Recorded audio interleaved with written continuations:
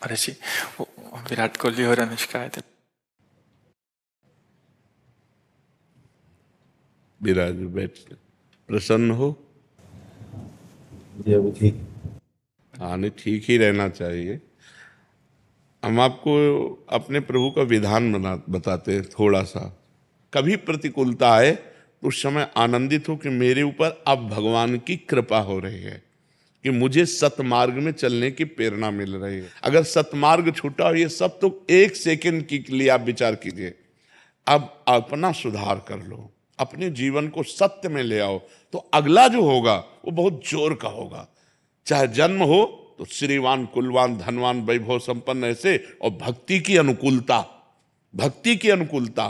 खास बात श्रीवान, धनवान, कुलवान नहीं, खास बात भक्ति की अनुकूलता। अगर इस जन्म में भगवत प्राप्ति नहीं हुई तो भगवान श्री कृष्ण ने गीता में कहा है कि मेरे भक्त का नाश नहीं होता, मैं कुलवान, धनवान, श्रीवानों के कुल में जन्म देता हूं और फिर पुनः भक्ति का माहौल देता हूं, और पूर्व का जो भजन छूटा हुआ हो वहीं से उसको। अब बिल्कुल ऐसे ही रहो जैसे रह रहे हो, बिल्कुल संसारिक बन करके रहो, लेकिन अंदर का चिंतन आपका बदल जाए।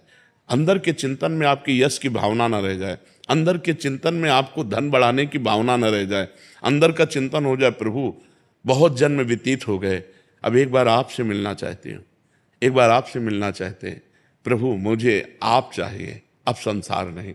तो बात बन जाएगी, तो बात बन जाएगी। तो इसलिए आनंद पूर्वक भगवान का नाम जप करो, बिल्कुल चिंता मत करो। बाबा, क्या नाम जप से हो जाएगा? पूरा, ये हम अपने जीवन का अनुभव बताते हैं। केवल भावुकता में राधा राधा का प्रचार नहीं कह रहे कि हमने सुना और ऐसे ग्रंथों में पढ़ा और ऐसे कह रहे, स्वयं स्वाद लेके कह रहे और विश्वास के साथ कह रहे कि यदि आप राधा राधा जपते हो तो इसी जन्म में भगवत प्राप्ति हो जाएगी। इसी जन्म में आप केवल अंदर ही अंदर चलाइए और लिखिए।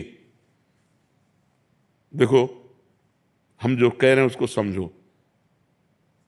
बहुत अधिक नाम जपने की हमें चेष्टा नहीं करनी, कम संख्या हो लेकिन मन लगा करके हो।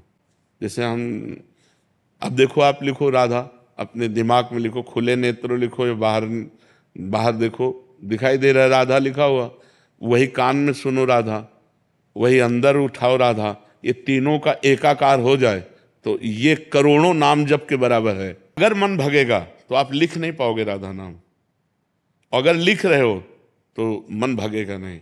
तो चाहे 10 बार लिखो, 100 बार लिखो, लेकिन एक अभ्यास बनाओ ऐसा कि कुछ समय शांति से स्नान आदि करके बैठ गए और राधा राधा लिख रहे हैं, उसी का चिंतन कर रहे हैं। इसे अपना जीवन बना लो, फिर आप परिणाम में खुद देख लेना। ठीक है।